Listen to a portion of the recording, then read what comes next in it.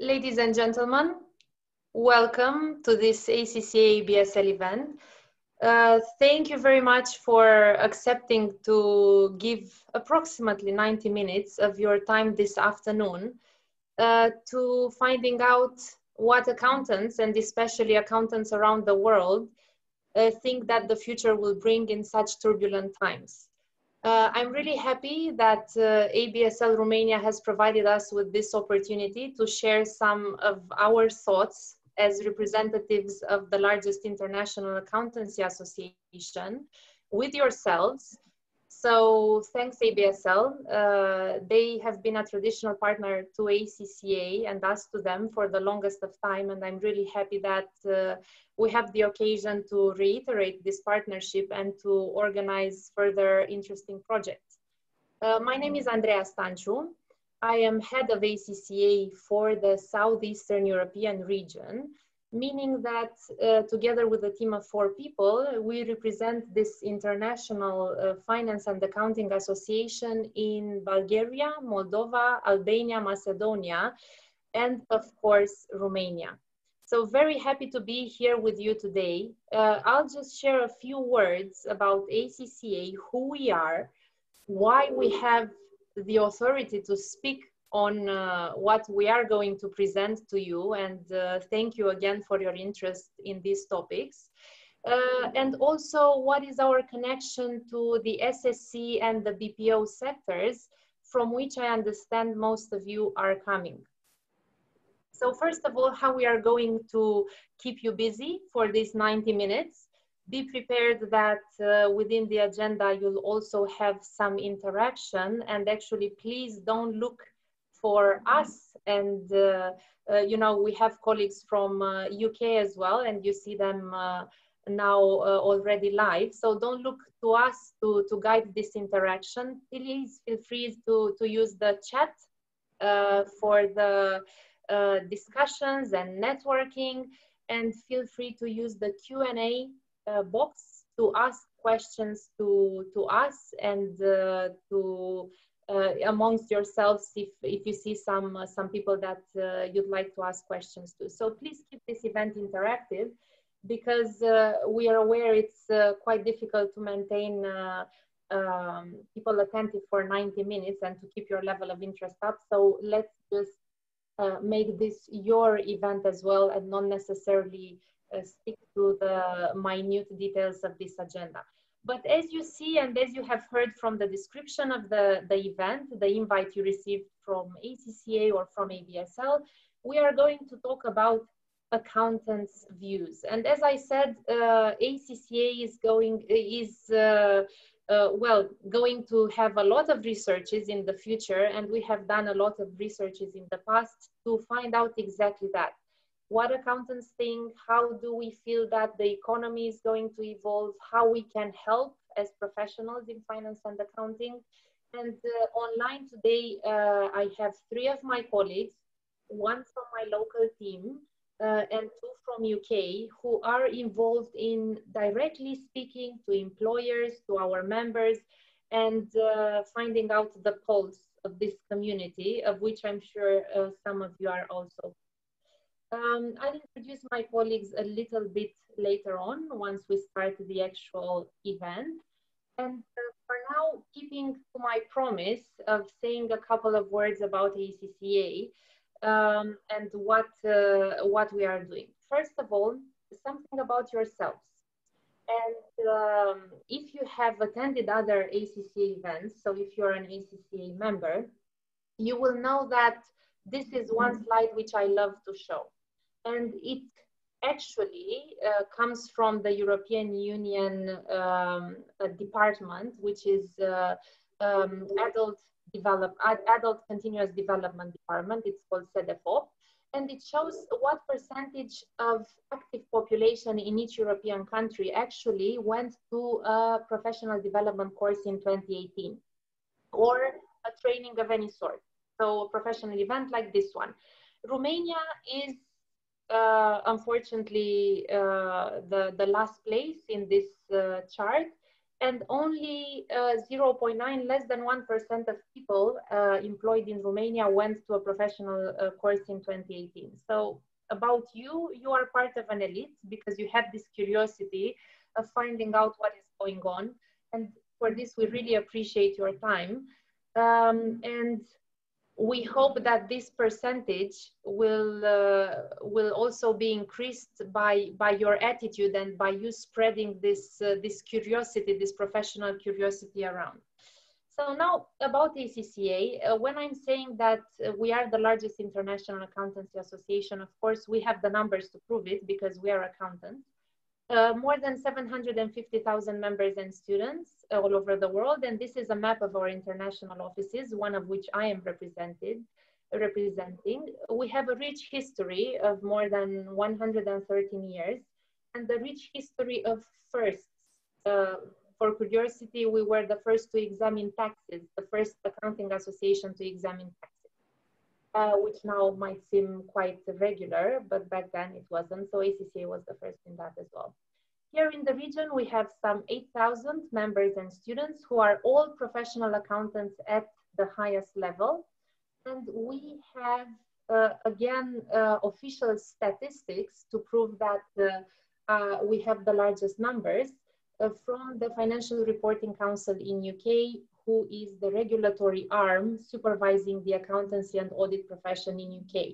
And this is comparison with other professional associations who also have an international footprint who have started from UK.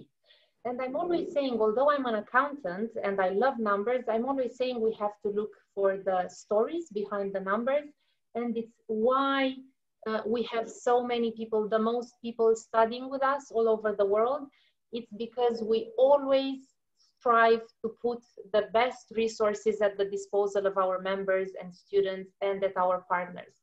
So we have always been, for the longest of time since I got employed with ACCA, in this position at the top.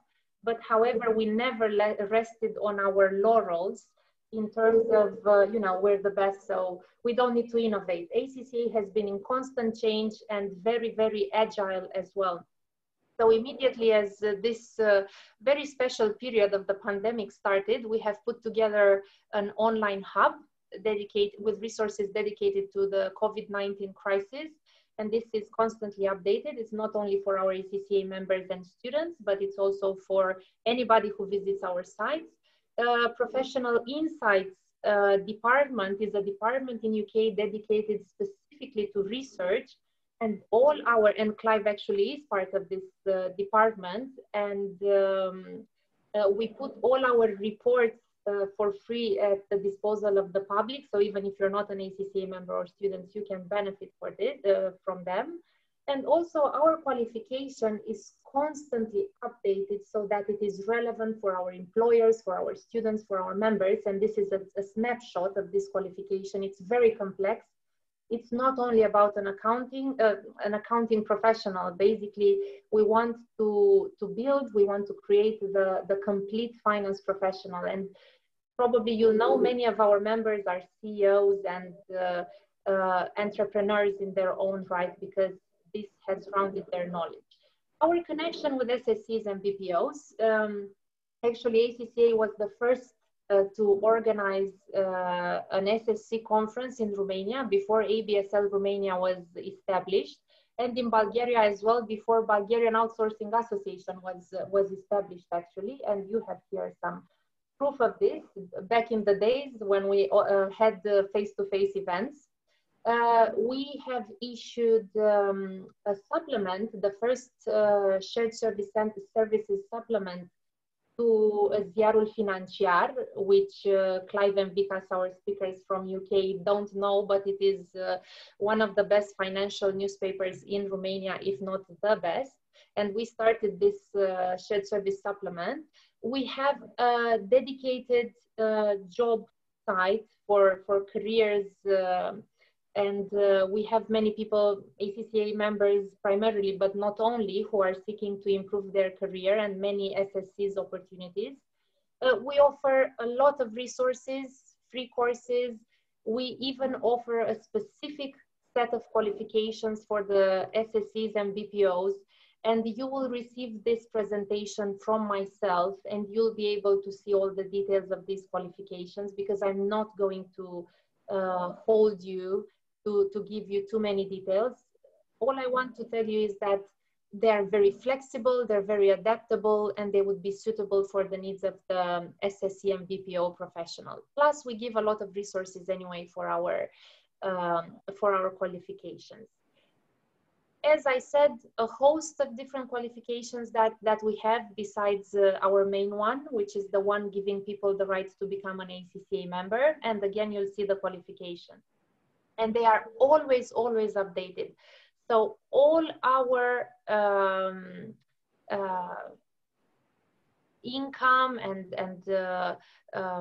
investment that we have is put mainly into the qualification, because this is what makes ACCA what ACCA is. It's what we offer to our students who later on become our members, who serve the public good. There's a strong link that we have demonstrated between our exams and practical experience, and how people put the knowledge from the exams to the good use of their employer in their job. And this is done through the ACCA competency framework.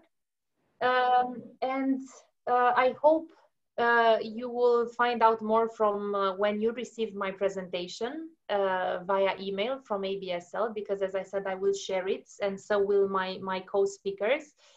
Again, thank you very much for being here with us today. I'm really happy that we also have our colleagues from UK to share some of the knowledge from the research that is most recently issued by us, and very relevant to the current period. I'll just leave you with this this quote that yes, it's a very difficult period, but it is now when we can demonstrate good attitudes, and it is now when we can stretch ourselves and make the best of this situation. So I really think opportunity comes in times of adversity. I am really happy now to introduce our next speaker, �ᷗ Webb. Thank you very much, �ᷗ, for being here with us today. He is head of business management, part of the research department I was telling you about. He deals with business and technology related matters from the perspective of the CFO. And his research interests include the application of digital technology to the finance function, how they impact the people and processes that they support. And he has recently published a host of reports on the future of finance business partnering, role of analytics in the finance function, and the role of the CFO. So �ᷗ, thank you very much again for being here with us today. I think, yes, you have started sharing the screen and you have the floor. Thank you. Thank you, Andrea, and thank you everybody for inviting me to speak to you this afternoon. So I'm going to talk through the first of two pieces, and my colleague Vikas is going to talk about the impact of the pandemic on the finance function specifically, and how we respond and recover to the pandemic. But we thought we'd start with an insight around the future of the finance function, and as Andrea said, the future of finance business partnering, because that's become highly relevant in the context of the pandemic, and it leads very nicely into a lot of the skill growth, particularly for shared service centres, global business services centres as well. So this is actually the second of two reports that we compiled with 𝗓𝗏𝗄𝗏, PwC, over the past couple of years that look at the future of the finance function and look to see how it is developing. And in this one in particular, and this is very relevant to the current situation that we find ourselves in, we looked at four areas. Firstly, we looked at why it's important that finance functions start to gather insight and to use that insight to actually grow their role and provide more relevance to the stakeholders that they serve. And I think that's particularly important in the context of the pandemic, as finance functions are increasingly becoming stretched to answer more of the what if questions rather than the why did it happen question. We started therefore also to look at the future of finance business partnering and to see A, how we understood it at the moment, and B, how we thought it would develop. So our second and third points there. And finally, we developed some actions and observations from that we'll talk you through. But importantly, it's useful to put ourselves in a context to start with. And the two quotes you see on the screen come firstly from an ACCA fellow, and it highlights the fact that we need to wake up to the different world in which we live. And that different world in part is the response to what's going on around us, but also the broader scope of transformation and how digitalization of businesses has changed fundamentally the relationship between customers and suppliers. So we need to think differently because we can't respond in the way that we did because that world has passed us by. And the second quote that you see on the screen comes from Peter Drucker, who's a management educator. And his sense of caution that in times of turbulence, actually not reflecting that turbulence in how we make decisions and how we think broader about the way we approach problems and seek to solve them, actually is the constraining factor. So if you like, both of these act as a call to arms to make us think differently about how a finance function needs to react to the future and how it needs to develop the role that it plays. And to focus on that for a moment, this model comes from PwC and is actually part of our report. And if I start at the bottom right-hand corner of the screen and look at transactional efficiency, that's probably the heart of what finance functions actually do. And traditionally, we've seen very much the processing accounts payable, accounts receivable type activities being fundamental to many of the finance functions. But we're also seeing an evolution in how we perform these. Increasingly, they're becoming focused on cloud-based solutions that enable us to capture data in more efficient ways. We're using intelligent automation, robotic process automation, to actually capture the data without the way of using human intervention that perhaps we're traditionally used to.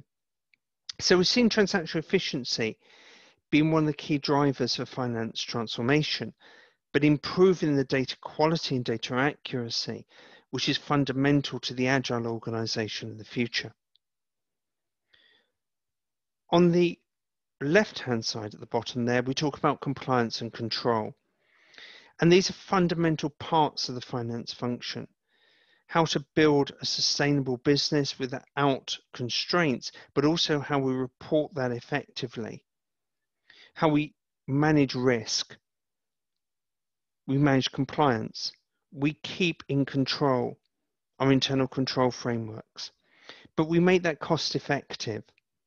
And again, that's through adapting to regulations and requirements that are ever changing. But actually, the top of the pyramid, if you like, is where finance functions really need to start adding value. And that's by taking that data that's generated from transactional efficiency, using that technology to actually be able to interrogate and model that data in more effective ways, and to build an organizational structure that uses people and talent to actually deliver insight that enables organizations to make decisions in real time. And increasingly not looking in the rearview mirror of the car, if you like, and looking at what has been passed, what has happened, but rather looking at the forward-looking, if you like, through the windscreen of the car, where we're able to see what potentially is on the horizon, what risks and threats, what opportunities exist for us. And that's really the key point of this report, is to try and make us think about how we actually generate insights, and how the balance of the finance function is actually changing away from those two traditional components into this more value-added piece. And if I take that a step further, that builds out into the role of the finance business partner.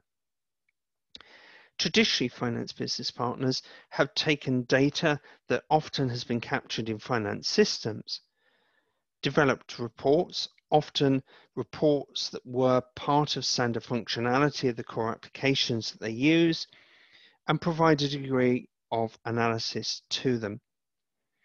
And that, as I said, traditionally has concentrated on historic data.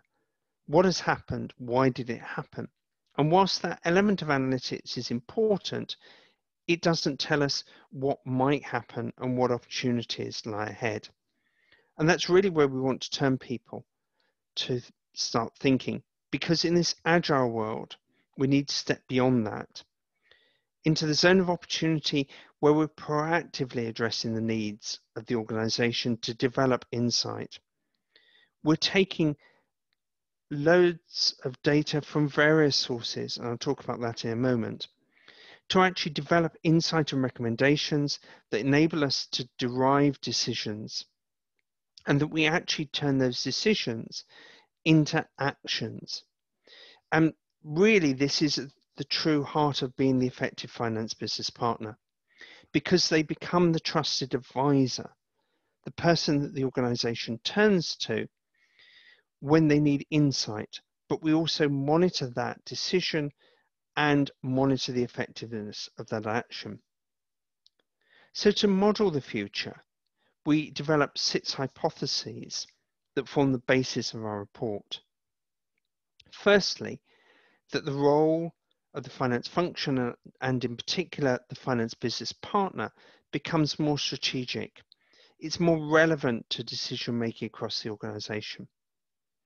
Second, that the balance of the finance function, as expressed by the pyramid that I showed you earlier on, changes, and that proportionally more roles will be focused on insight rather than transactional delivery. Thirdly, that we broaden the scope of our view to include non-financial measures that are required to evaluate and predict performance. And to do this, we suggested using the proxy of the 6 capitals of the IIRC's integrated reporting framework. Fourthly, that to achieve this, the finance community needs a greater role in data governance, so that decisions are made using robust, clean, and ethically sound data. Fifthly, that the traditional reactive side of the role, the presentation of those reports, would itself become increasingly automated. It's interesting when organizations look at that cornucopia, that plethora, that large number of reports that traditionally finance functions have turned out, up to 90% of them never get used and never get looked at again. We need to take a more agile view of how we present data through data visualization tools, leaving the finance business partner to be more proactive in interpreting and analyzing true patterns and looking to future performance. And finally, that the risk was, if we don't invest in the skills of the finance business partners and the finance function overall, and understand how we need to relate to things like data, then we fail to evolve the finance function. Now, you may have your own views on some of this, and please don't hesitate to put some of them in the Q&A box, and we'll try and pick them up later on in the discussion. But to work out where these hypotheses landed, we developed a survey which went to about 3,200 ACCA members and PwC clients. And overall, the survey respondents felt that progress was being made in these areas. And if you concentrate on the red bars at the bottom, you start to see those that have already embraced this hypothesis, the blue bars building up into those that are looking to achieve it, perhaps in the shorter term.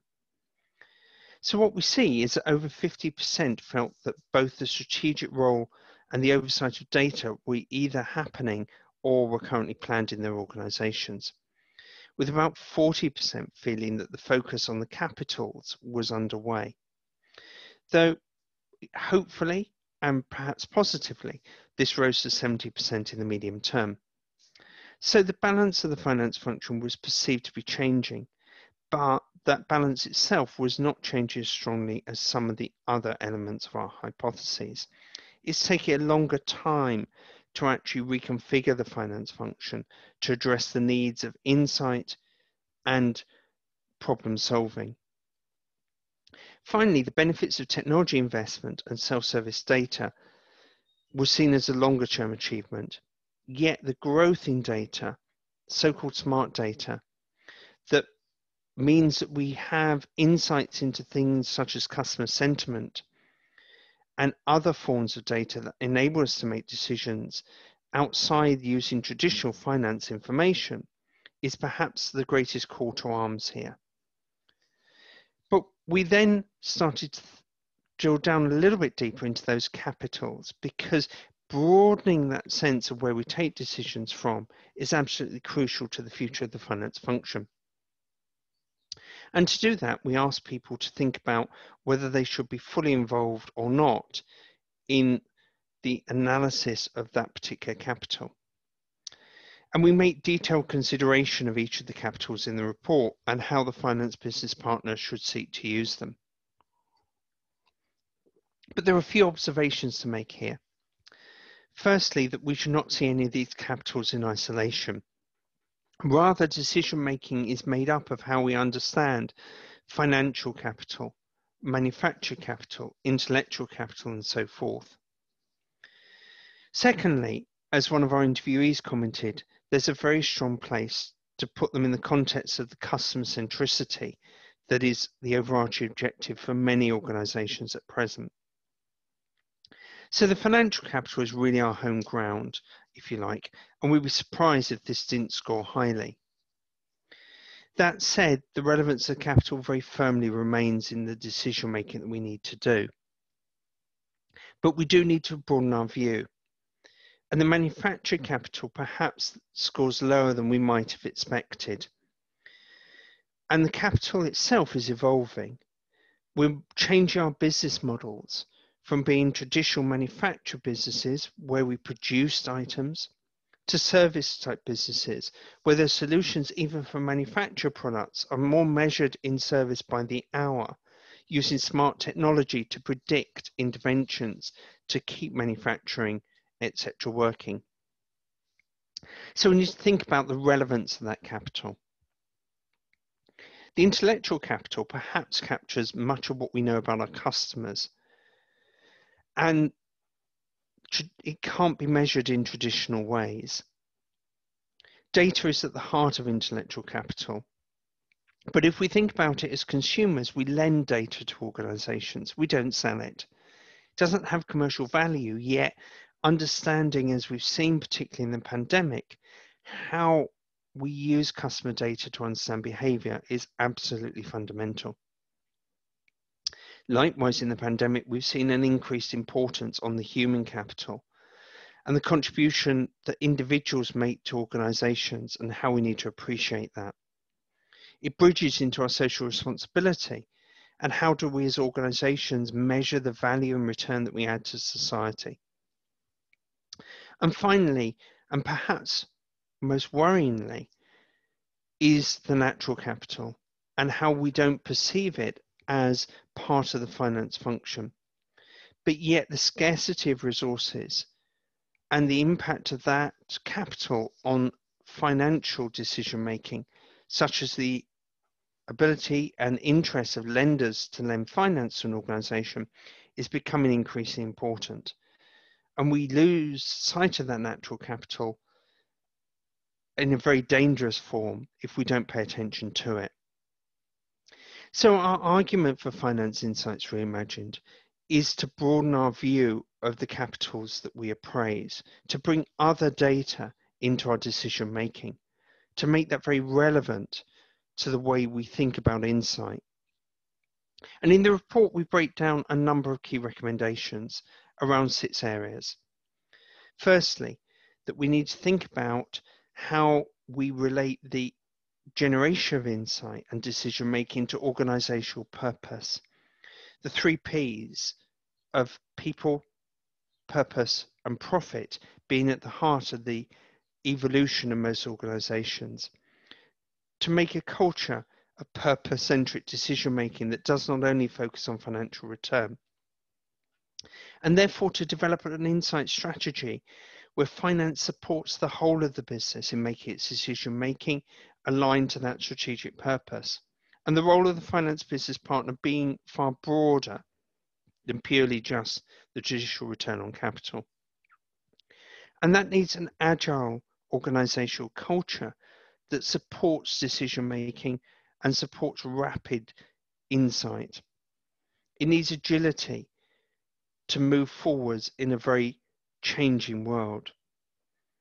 We need the people to actually recognize that the importance of the finance business partners have a different skill set, that they have different development paths, that we build out competencies such as storytelling, and that we need to have robust processes in organizations to actually capture data, to make sure that data is clean and ethically sound, a core value of most accounting and finance professionals, and that we're able to exploit it with leading edge technologies that enable us to produce more predictive analytics and to think forward, not back.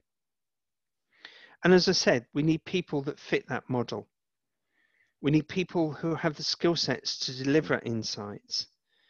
They need an underpinning knowledge of accounting and finance principles, but they also need a detailed knowledge of the organization and its business model and how performance can be evaluated. They need a knowledge of the data model that supports the business model for both financial and non-financial, structured and unstructured data. They need to apply techniques such as critical thinking to solve problems, to develop narratives that enable decisions to be taken effectively. They need to be able to use analytical tools to be able to grow insight, to model the what if, to explore the possibilities of the future rather than just what has happened in the past. But they also need to be able to develop and influence their leaders. And they need to provide leadership in that decision making, to be the true trusted business advisor. So I hope that's provided you with some thoughts around finance insights. And as I said, what we'd like to do is to actually capture some of the thoughts that you may have in the Q&A box. And to do that, we would like to pose 2 questions to you. The first is how your work has been affected by the pandemic. Do you recognize some of these trends in finance business partnering and the need to provide greater insight? So if you have any thoughts on that, please put it in the question and answer box.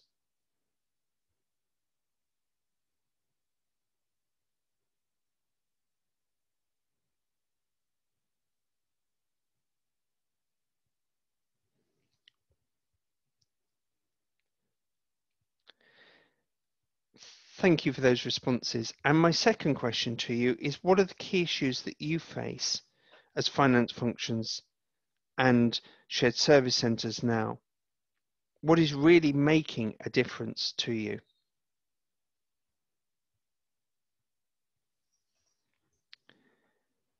So if you have any thoughts of those, then please put them in the Q&A and we will pick up those themes slightly later on. Hello everyone. Sorry, Clive. I just noticed, and maybe it's just me not being digital enough, not having practiced accounting for the longest of time, but there's no way I can ask any question in the Q&A box. So I don't know, no. I hope it's not because I'm a panelist. So what I have done is just written the questions in the chat box. So you can all see them there. And please feel free to comment and answer in the chat box if you have the same issue that I do and you can't write in the Q&A. then please feel free to use the chat box. Yes. It's because you are a panelist for that reason. Yeah. Okay. Okay. So we'll pick up those thoughts and observations a little bit later in the panel discussion. But now I think I'm going to hand over to my colleague Vikas. Yeah, so thank you very much, Clive, for this insight. As I was telling you, everything that we're sharing, and also Clive said, is based on extensive research that we have done at global level. And Vikas is now going to speak about the impact of the pandemic following survey that we have done in 2 series, actually, on the COVID crisis. And a few words about Vikas. He's our ACCA Regional Head of Policy for Emerging Markets. And he's responsible for supporting regulatory development and economic growth across Central and South Asia, Eastern Europe, and Latin America. And before joining ACCA, he was the Director for International Trade in the British Embassy in Tehran. So thank you very much, Vikas, and thank you for speaking to us about this very timely and relevant topic following the ACCA, another ACCA international report. Thank you. Thank you very much, Andrea, for that introduction. Yes, good afternoon, ladies and gentlemen. Thank you very much for joining us, and thank you to Clive for that presentation on the future of the finance function. That leads really nicely into my segment. He talked a lot about purpose, a lot about the future of analytics and technology, and that will become apparent later on. My segment is really going to be looking at how COVID has affected the workplace, how it's affected investment plans, how it's affected personal plans and personal development. And so that's looking at an organizational perspective as well as an individual perspective. A bit of background, this COVID recovery report was the second survey that we ran on COVID. And it was intended to give us an understanding of what had changed from March, from our first survey, to June, our second survey. And it really looked at you know, how businesses have brought their plans, how they adapted, what they'd done to respond, and how that had varied by country, sector, and size of business. All of this information is available online. Of course, these slides will be shared with you, but all of our reports are available on the website. Okay, so to summarize, we know that 2020 isn't going to be particularly good for anyone. It's likely that we're going to see the most severe global recession in decades, probably at least since the Great Depression of the 30s. Just very quickly, if we look at the World Bank forecasts that have come out, global GDP is expected to fall by 5.2% this year, with declines around 6% in the US and Japan, 9% in the Eurozone, and positive growth of just 1% in China, which may sound good, but they were expecting sort of 6, 7, 8%. It's quite unprecedented. Now, of course, we can't forget the extraordinary impact it's having on our personal lives, as well as the economy, and I myself included in that. And so my deepest sympathies to all of those affected on the call. It's a very difficult time for all of us, and so we can only do as much as we can to support each other. A bit more on global economics. These World Bank surveys, it's a little bit out of date, this slide, but these surveys are monthly and have a good track record of indicating GDP growth. I say this out of date because that slight glimmer of hope at the end was before we started seeing a second wave in certain economies, and so it's likely that these are maybe slightly dipping again, but we need to have a quick look at that. But just giving you more recent figures, the European Bank of Reconstruction and Development suggests a 6.5% GDP drop across Southern Europe. And that comes down to a decrease in tourism, a decrease in external demand, and a slowdown of foreign investment into the region. We've seen that fiscal packages have alleviated some of the impact. And so analysts are expecting a 3.3% rebound next year. But that really depends on countries performing well through COVID, and so fingers crossed Romania can keep its caseload down. A bit about this first survey, the survey. So we had about 4,500 responses to it. And this time around, so the second survey, we managed to get a lot more responses from small businesses from a range of different sectors. You'll see the breakdown yourselves when I share the slides. But the notion is just to give you an idea that like we get our data from a wide range of people with different life experiences. I'm going to start at the end. Now, this is the main outcome from this report. It's the recovery roadmap. Essentially, it's a roadmap of the things that organizations should be thinking about as they hopefully plan their way out of recovery or into recovery. And it builds on some of the initial recommendations from the first report. It's a very simple practical guide centered around really important issues that you can see on the left-hand side, such as workforce management, financial strategy, customer engagement, and so on. So very, very quickly, key findings. What does the data tell us? Well, the story is very simple. From March to June, it got worse for pretty much everyone, except for maybe Amazon, some food takeaway places, and if you're in the UK, anyone that made toilet paper and pasta and rice. We had huge stock runs on those for some reason. Slightly better news, though, is that the perceived effectiveness of government support was that it was quite good. There's still a long way to go, but what we saw was that there's actually a shift in focus from many organizations, that they're going from the short term to now medium and longer term as they come out of this crisis. Now, this is probably one of the biggest challenges that business faced is the impact on the value chain. And actually, this links quite nicely to what Clive talked about in terms of having data, being able to understand what's going on with your business. What we'd seen is that over half of respondents said that customers had stopped purchasing, or at least had reduced. And that may sound obvious, but of course, that has huge implications on cash flow. And we know that when demand stops dropping, there's a domino effect on a number of other business decisions, everything from people's ability to pay to their own investment into their production capacity. And of course, it has a real effect on workforce as well. Now, one of the ways organizations can better understand the impact of the crisis, and this is where you as finance professionals come in, is on your sound financial practices and regular financial forecasting.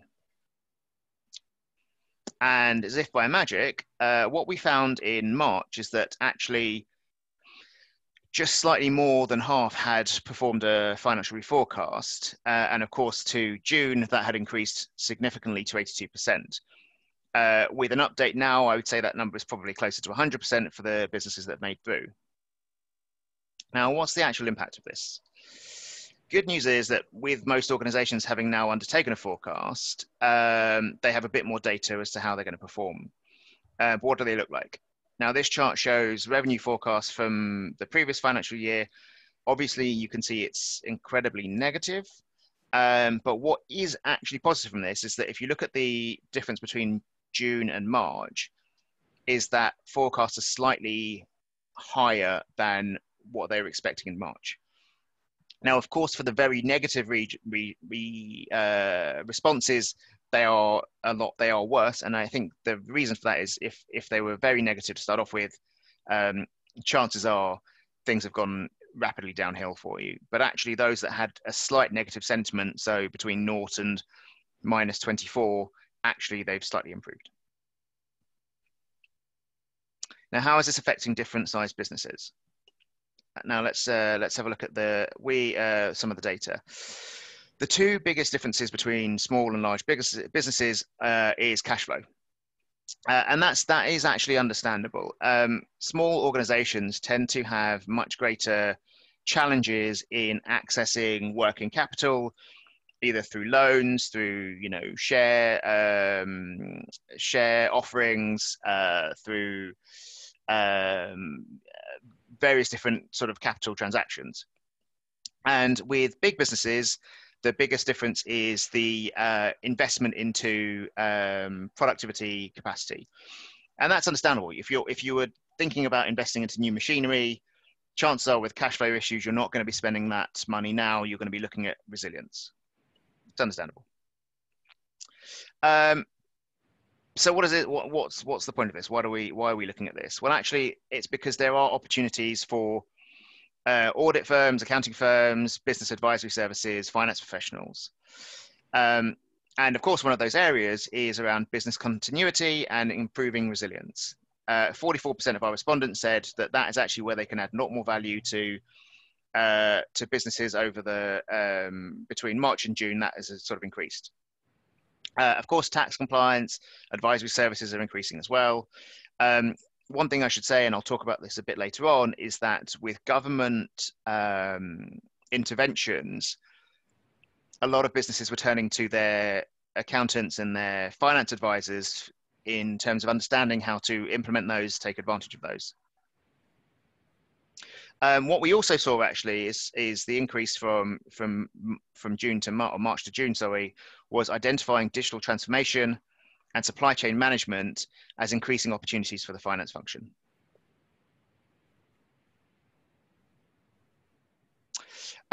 So thinking about opportunities for small and medium practices rather than businesses, I mentioned earlier on the challenges faced by small businesses. This is really where small and medium practices can shine, advisory firms can shine. They're the ones that need the most support, and so offer plenty of opportunity for consulting and business advisory services. You'll see this data when you see the slides, but it's an area that we believe at ACCA that SMPs can add the greatest value, not just being traditional accountants, but actually being that sort of consultative service as well. Okay, so how exactly are organizations responding to this? Assuming businesses are still viable, the majority are looking to the medium and longer term recovery period. Though surprisingly, it's slightly less for SMEs as they're going to be focused on the near term, and that really comes down to cash flow issues. And what about governments? Well, there is some positivity, but the reality is that a sizable minority were either saying that they weren't relevant to the government interventions, or they just remained a bit unsure. I mean, access has always been a challenge. As I mentioned, having advisory services to tell you how to use these interventions has been difficult, and there's certainly room for growth in this space. Thinking about the actual interventions themselves, I'm not going to go through each one, and remembering that these are global figures, the most effective strategies have been wage subsidies, so governments actually paying the wages of individuals, and of course tax deferrals, both of which support cash flow. And slightly more holistically, government advice on health and safety has been very well received.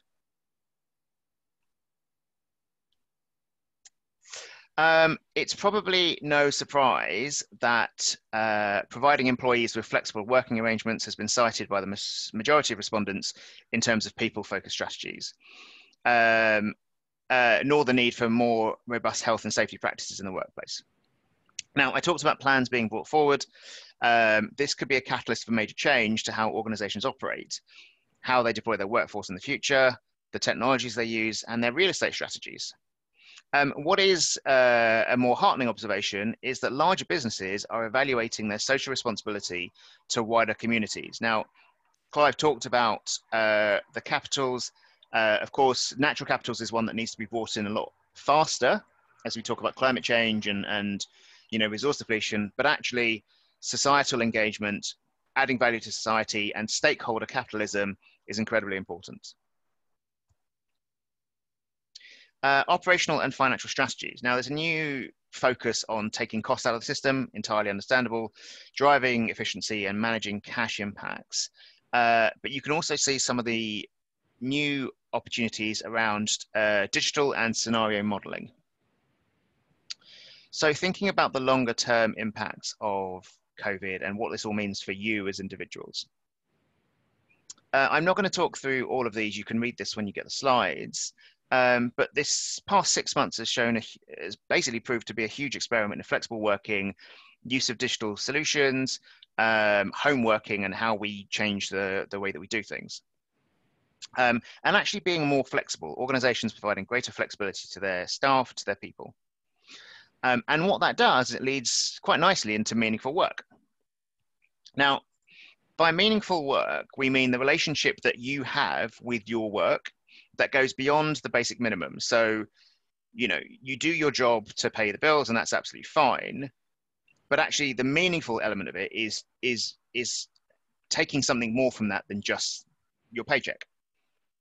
Now, this matters particularly in a COVID world because of jobs uncertainty, that those are more deeply connected to their work, are more likely to be more resilient needed at this sort of incredibly tough time.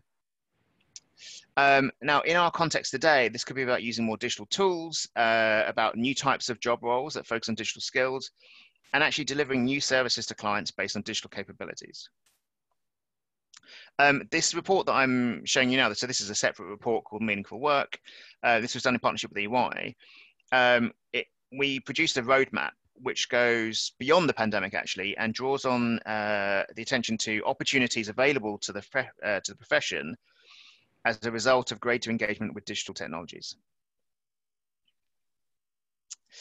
Okay, just a quick bit about survey results, demographics for this survey. Again, over 4,500 responses from a range of roles and sectors. The leader category that you see in the red on the bottom graph is a reflection of a benchmark of those who scored highly against 8 criteria for digital engagement. Now, it covers things like the keenness to adopt technologies, how they use technology, allowing staff to experiment, what provides a fulfilling work experiences. People that scored highly on those questions were considered leaders in these areas. Okay, so for this part of the discussion, I want to talk about 3 particular areas. So scanning the digital landscape, the impact of COVID, and the roadmap for the digital professional as we look ahead. Just a bit of history here, thinking through the ages. As Andrea mentioned, ACCA has a very long, rich history of over 100 years. And during that time, we've seen a number of developments. Now, in the 80s, mass computer use, and in the rollout of spreadsheets, which accountants thought would be the end of them, but actually turned out to be a benefit. 90s, the widespread use of internet, laptop and mobile phone use and greater mobility. And then 2000s, smartphones, cloud computing, and ERP systems. 2 comments though about this is that during this time we've seen the peak in 2012 of the world labor force, which is now actually in decline, and this is because population growth rates have slowed down. But what that means is that there's an increase in bargaining power of labor, so you actually are becoming more valuable. We're also seeing a shift towards a service-based economy, as Clive said, and what that means is that the importance of the quality of delivery is growing. And what that translates into is emotionally intelligent and well-rounded labor. So the digital landscape, to move on, is actually not just about technology. It's obviously central to it, but there's actually a lot more to it than just that. And this is about understanding how tech affects delivery models for services, the business model to create value for customers, standards and regulations, as well as the impact on society and public interest. Now, this comes back to the stakeholder capital and capitalism model, looking at the natural capital, looking at the 6 capitals and how a business, what the actual purpose of the business is. You don't need to read these now, but the next 3 slides shows the types of technology coming in, their time frame and their use. It is, of course, worth remembering that there are negative effects with some of these technologies. You'll see the one at the bottom, facial and voice recognition. Of course, there are issues around this in terms of the government uses, nefarious uses by different people. Of course, there's identity theft and everything else. So lots of different factors to take into consideration. Again, looking at, say, one of these, autonomous driving, it is being rolled out as we speak, but actually it's not happening now. It's still a bit of time away before it becomes fully deployed. And by that, I mean, the self-driving taxis, the shipping, automation of shipping and supply chains. And that also has other knock-on effects, thinking about working hour restrictions and regulations on that front, thinking about personal mobility, actually access to people that currently struggle. So there are lots of different considerations on this. The last slide I'll talk about on this one is the brain-computer interface. We've seen Elon Musk talk about it recently. He's tinkering in this area. Wide use is still some way off, but you get the idea about some of these new technologies that are on the horizon for finance professionals to be engaged on, you know, in terms of connectivity with businesses, connectivity with consumers, providing new services. Now, when thinking about the adoption of technology, clearly there are areas of strength that we're all familiar with, you know, mobile technology, social media, that's growing, and of course that's brilliant, as is data management, but it needs to improve. There are some which we're still quite far off, and that's partly because, apologies, the challenges of working from home. That's because we either don't really understand them or they've had some bad press. And that's, for example, decentralized technologies like blockchain and distributed ledgers. But these are things that we do need to engage on and understand how, as a finance function, they'll affect us. I'm not going to talk about delivery model changes. Within the slide deck and actually within the notes for this slide deck, there's a lot more information. And actually in the report itself, I could talk for hours on this, but I'm not going to. It's really just to get you thinking about the parts of the system that are changing. On how organizations reach out to consumers in a different way and vice versa. And for you as the audience, it's really one thing to think about. How are you reflecting these new behaviors in your business models? How are you reaching new customers? How are you differentiating yourselves? How are your customers actually trying to engage with you? And that's not necessarily the B2C front, that's also B2B, but also within your organization. How are you engaging with your stakeholders?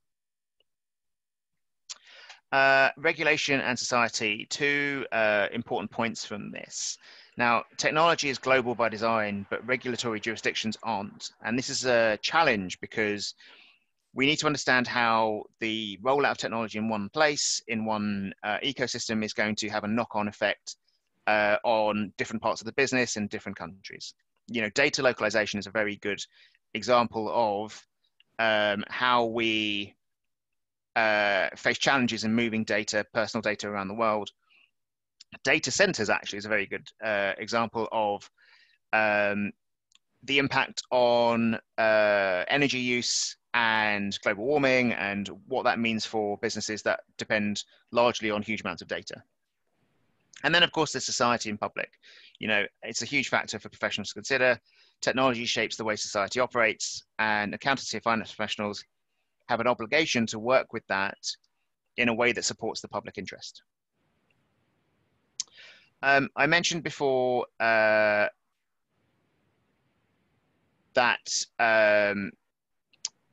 there's been a shift to home working, of course.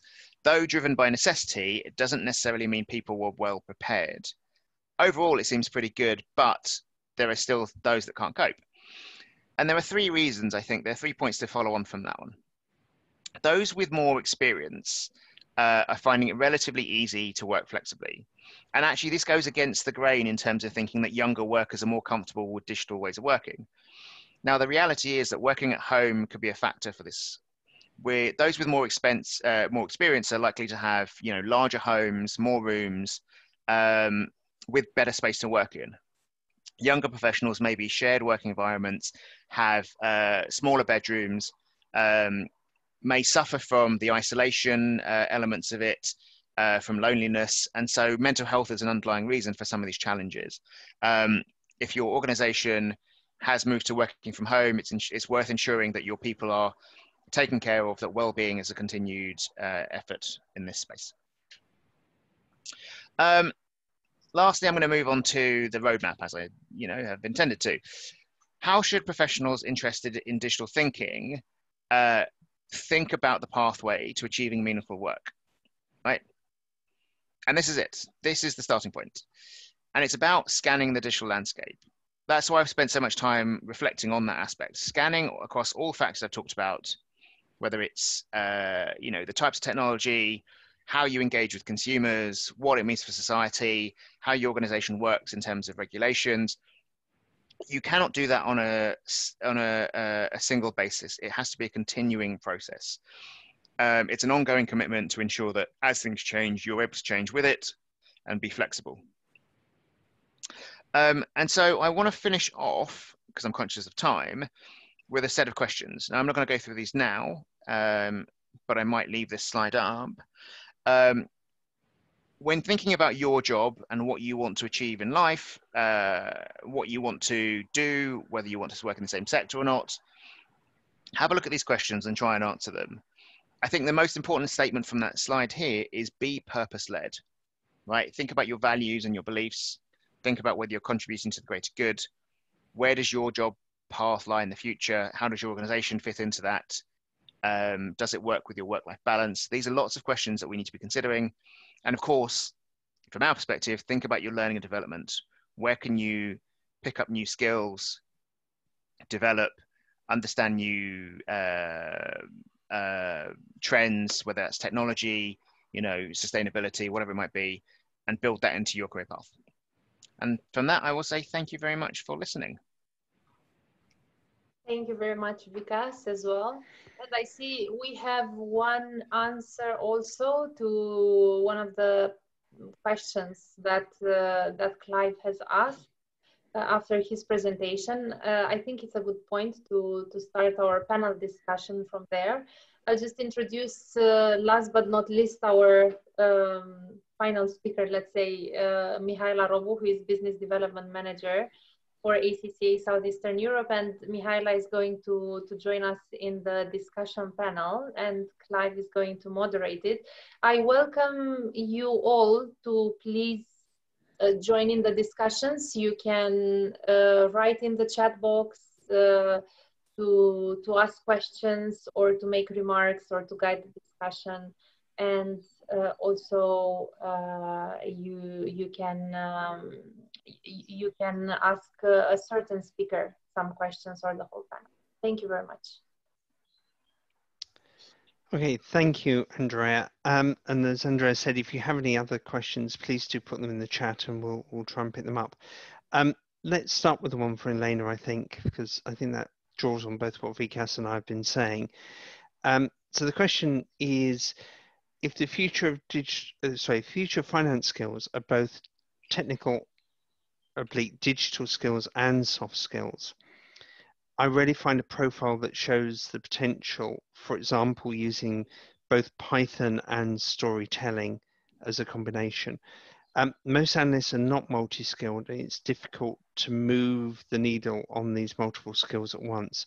So I guess that the question at the heart of that is one, is that analysis reasonably fair of where we think accounting and finance professionals are headed? And two, what are the practical steps people can take to move that dial to get themselves more into that future ready zone? Vikas, do you want to kick us off? Yeah, look, I think there isn't an expectation that you're going to be a master at everything.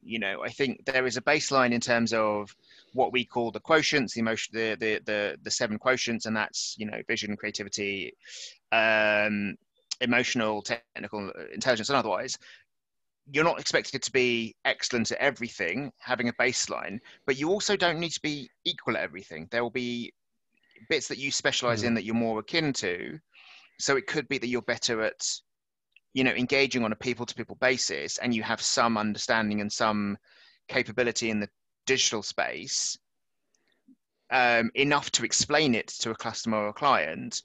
And conversely, you could be a lot more analytically minded. You can understand data a lot better. You have a good level of emotional intelligence, so you can get, data and information across to people to support other clients that do the client work. If that makes sense. Yes. So I think the key to this as well is recognizing that the role of the accounting and finance professional is a lot broader. As those quotients you referred to explain, it's not just about technical skill, it is about how you tell the story and how you build that story out. But to do that, you need to understand the context of the business that you're in, which goes back to understanding purpose and the 3 Ps. You need to understand how that relates to the data that your organization generates and how that data is actually reflected and what the capabilities are. And that doesn't necessarily mean you need to be an analyst and use Python. It means you need to understand what you can do to solve the problem, to address the issue. And that requires thinking skills. and then applying them to the decision-making process. So as 𝗏𝗂𝗃𝗏 said, I think there are bits that you need to focus on, and it will depend on your role and your preferences and your value to the organization. But they're also, it's about being aware enough to know what the capabilities of others need to be. Mihaela, any thoughts?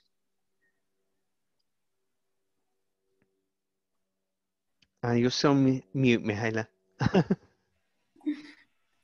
Sorry.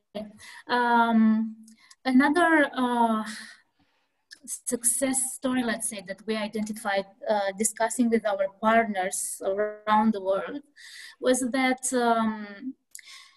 you maybe need to implement a better collaboration between IT departments and finance departments. Maybe you don't really need to have exactly the finance people so skilled in IT processes, but identify one person who is able to become a master.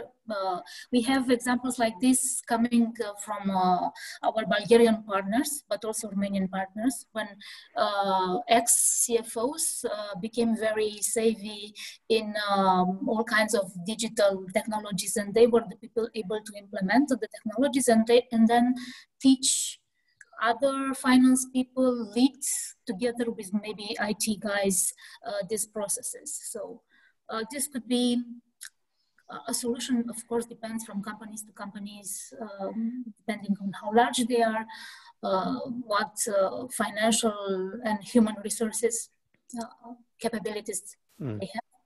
But this could be also a solution.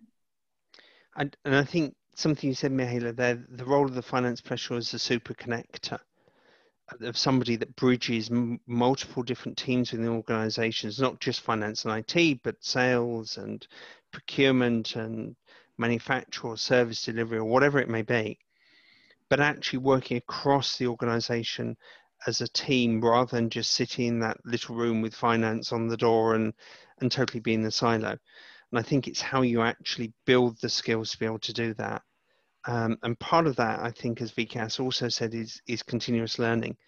It's recognizing that this world of digitalization and transformation is continuing to change and will continue to change. In another of our reports, we use a quote from McKinsey that the speed of evolution of the past 5 years is not going to be repeated. It's going to be doubled or trebled in the next 5 years. And talking to a CFO at Microsoft yesterday, he said that the amount of digital transformation he's seen in the past 2 months from the pandemic has exceeded the amount he saw in the previous 2 years. So we are very much evolving into a very different world and a very different nature of that world.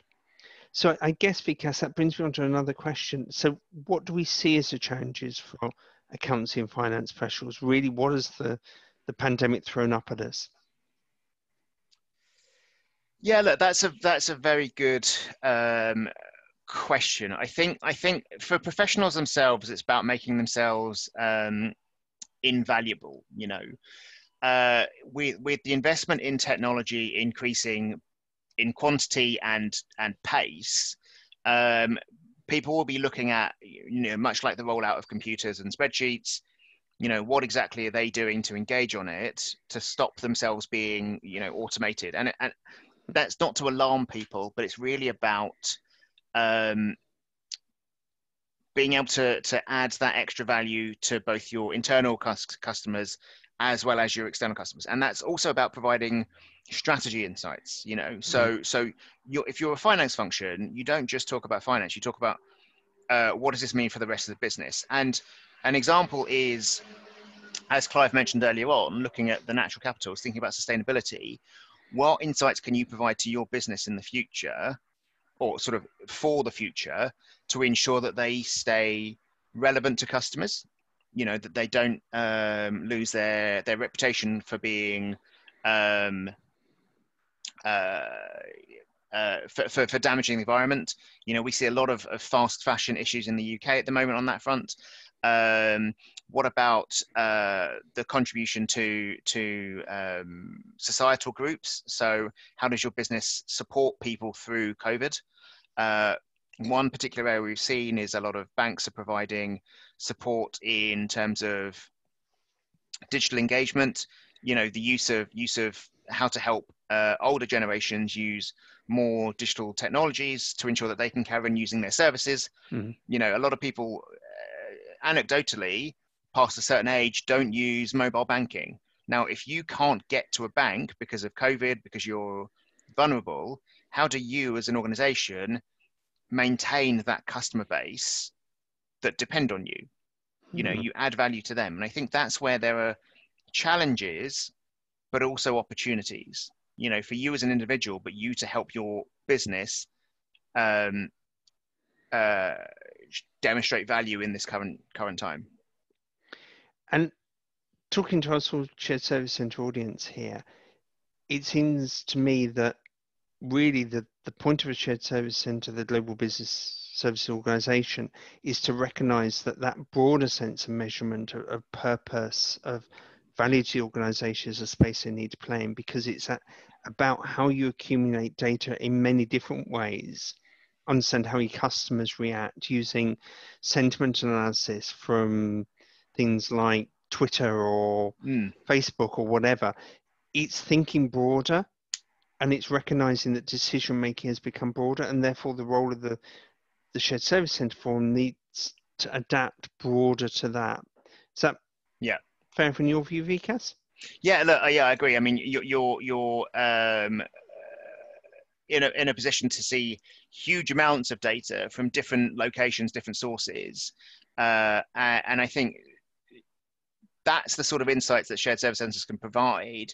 Is, you know, obviously there are walls and such, but if you have an overall picture, an overview picture of lots of different organizations working in different ways, you can provide those insights for your clients, you know, your existing clients, but also future clients, ones that are looking to adopt, you know, new methodologies, new data, new ways of doing business, new client engagement, customer engagement. And it's thinking your definition of client is broader. Yeah, exactly. We've said a lot about digital transformation. You've talked about it. I've talked about the impact of digitalization.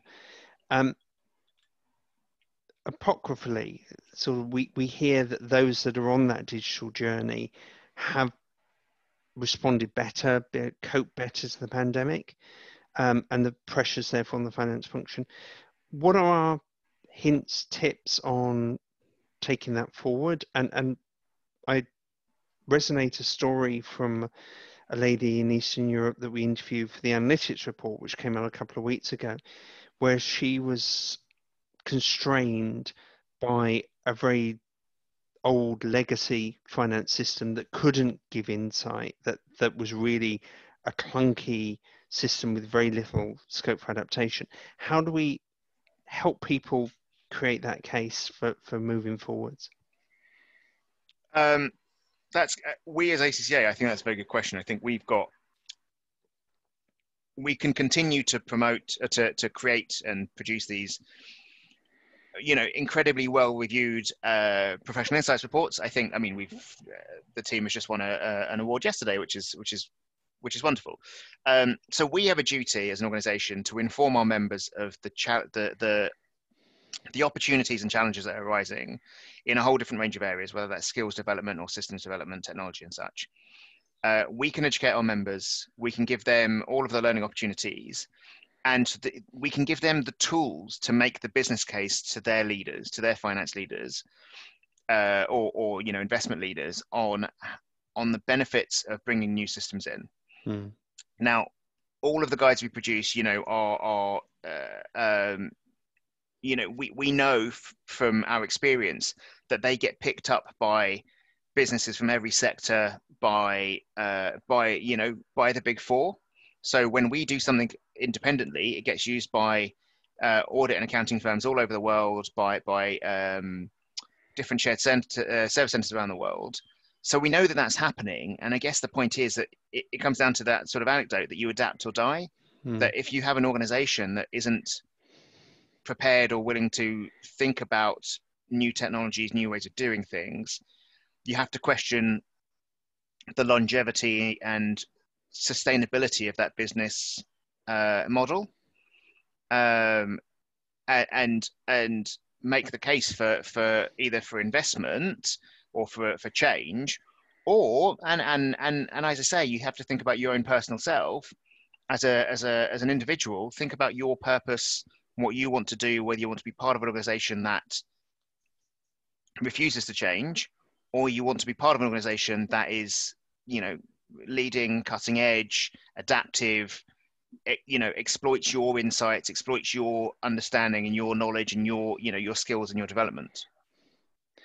But is it not fair that the reality is we need to be advocates, and it is fine to be advocate to a point, and in times of cash constraint, which a lot of organizations frankly are suffering with at the moment, you either have to prioritize what you're doing, recognize where the immediate returns are going to be, think about how you become more agile as an organization, but also agile as an individual, and more reflective on what you do. And I think that's part of the growth, isn't it? Because those organizations that are able to move forward are going to be the winners at the moment, and we know that. So it's a question of how do you advocate that, and how do you support that growth, and how do you have the mindset to actually help that happen. And we're back to continuous learning again. Yeah, of course. We're back to learning opportunities. Maybe I can bring 𝗪𝗱𝗍𝗃 back into conversation here. What do you see as the next opportunities for accounting finance professionals, and how should they start to develop those skills? What practical steps can they take? Actually, we thought about running a survey, a local survey, in order to understand better what companies think about this topic, and also what individuals, finance professionals, think about what skills they will need after COVID, but not only after COVID, because anyway, there were already many external factors impacting the finance profession and driving this need for change in the finance profession, in the skills and the knowledge that finance professionals have. So we ran this survey among ACCA members and students in our region. It's a regional survey, Bulgaria, Romania being the largest countries, but also Albania, North Macedonia. And we also interviewed other partners like finance managers from outside the ACCA community, or L&D managers. And we wanted to understand if the approach towards L&D, especially for finance functions, if the approach has changed in the last months, what happened with the budgets, and what skills those people think would be necessary to be developed in the future. And of course, we found out that the trainings moved online. It's obvious that there is no other way to run trainings these days, but there is still a very large, an important focus on trainings for finance functions. So 48% of the respondents, and we have already more than 100, almost 150 responses, more than 48% of the respondents said that the focus will remain the same, but a larger percentage, 28% of the people said that the focus will even increase. So companies, organizations understand then the need to train and to create the right and to find the right trainings for finance people is very important. We found out that budgets won't be lower. Actually, some of the respondents said that the budgets will increase. When we asked people about what type of courses they think will be relevant, there is a very large percentage that said that professional courses are still are the ones on the highest place. ACCA was mentioned. We were very happy to see that amongst those courses ACCA was mentioned. Very important also technical trainings, and then soft skills. And we even had people saying that they will like to implement or to attend vocational courses, but in a lower percentage. It was obvious from the responses that we got, the companies understand that they need to be very agile and they need to find ways to train very quickly now their employees. So one challenge is that they need to do this entirely online, and they need to make sure that they are able to offer the right skills in the fastest time possible. And we wanted to see what would be the amount of time that companies and also individuals now think that they would allocate for training, and of course in order to receive the results, to see the results. And most of the people answered that they would choose trainings between 3 and 6 months or even less.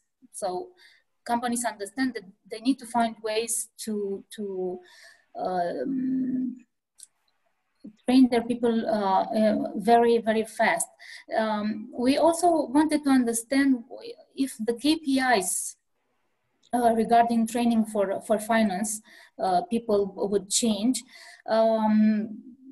Most of the people said that they will remain the same, but in the new realities they face, they will have to, when choosing a training and when analyzing the results of the training that they chose, they said that they will be more focused on results and performance now.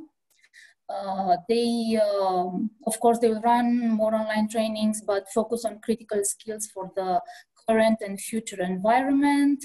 They will try to identify qualitative virtual methods for trainings, or adapt the topics to the changing needs of the employees and of the organization.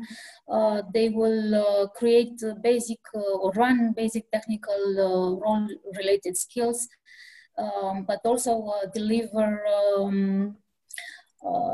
trainings for soft skills and implement maybe self-study trainings. I'm not sure if I was able to answer exactly to your question, but I saw that it's good to have this local flavor about what organizations think. And actually, I would invite participants to contribute to this survey because it's still open. We will share with them the link, and then we will share with the whole ACCA community, of course, the results.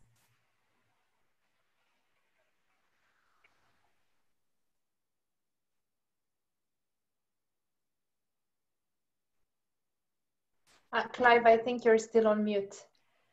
Oh yeah, yeah. Okay.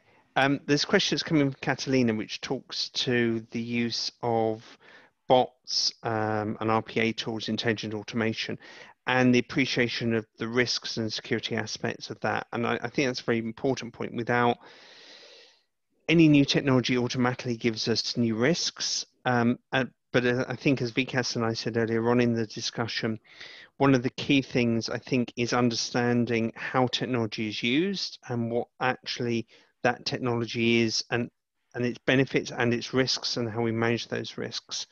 And it is about understanding how it can be used to the advantage of the finance function. And I think classically, a lot of the narrative around RPA particularly fails to understand actually what RPA is. It's an end user computing system, therefore it needs to be treated as such, if you like.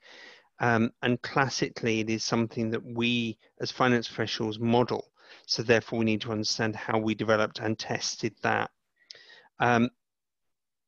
You're absolutely right, Catalina. That's about understanding the basic levels, but possibly slightly more than the basic levels of the risk and how it fits into our internal control frameworks.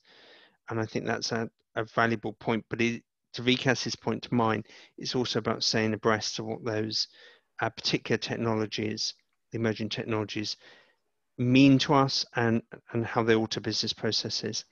The other thing I would say on that score is never try and automate a broken process, because if you automate a broken process, what happens is you make it more broken. Optimize the process, understand where the efficiencies are, implement the technology solutions, evaluate the impact. Don't start from technology as a solution. It's only ever an enabler at best. Anything to add on that, 𝗏𝗂𝗃?